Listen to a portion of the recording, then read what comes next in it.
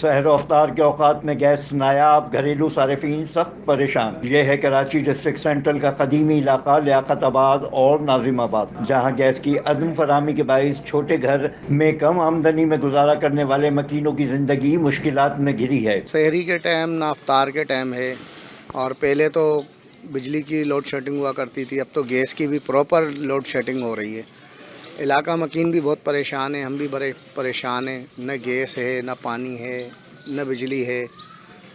سحری کے وقت اٹھو تو کچھ گیس کا معمول نہیں ہے، اور افطار کے ٹائم بھی کوئی معمول نہیں ہے، کبھی آتی ہے کبھی نہیں آتی ہے، باہر سے کھانا لے کے آنا پڑتا ہے۔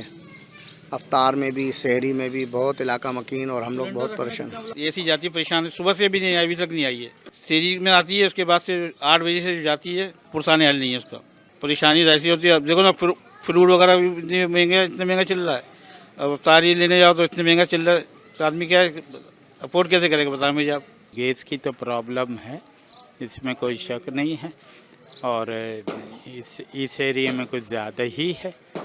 آپ یہ دیکھیں، سحری کے وقت بھی نہیں رہتی ہے، سحری کے وقت آتی ہے، وہ ایک لمٹ ہے اس کا، سمجھا، جو 7 یا 8 بجے واپس چلی جاتی ہے، اور مغرب میں جو ہے یعنی افطار کے ٹائم پہ جو آتی ہے، اس کے بعد پھر وہ افطار کے بعد بھی چلی جاتی ہے، اس طرح کا ہے۔ مکینوں کا کہنا ہے رمضان کے مہینے میں بھی گیس نہیں دیتے، سحر و افطار میں بھی لکڑیاں جلا کر کھانا پکاتے ہیں۔ شکایت بھی کی لیکن کوئی سنوائی نہیں۔ عارضی لکڑی کے چولہوں سمیت گیس سلنڈر پر کھانا بنانا گویا اپنی جانوں کو ہتھیلی پر رکھنے کے مترادف ہے۔ البتہ گیس پریشر میں کمی اور عدم فراہمی نے شہریوں کو مجبور کر رکھا ہے۔ ناظم آباد، کورنگی، لانڈھی، لیاقت آباد، فیڈرل بی ایریا، اورنگی، بلدیہ ٹاؤن سمیت مختلف علاقوں میں صبح، سپہر، شام اور رات کے اوقات میں گیس کی بندش جاری ہے، جس کا حل تاحال ممکن نہ ہو سکا۔ کیمرامین ثاقب علی کے ساتھ افضال خان، C110 نیوز، کراچی۔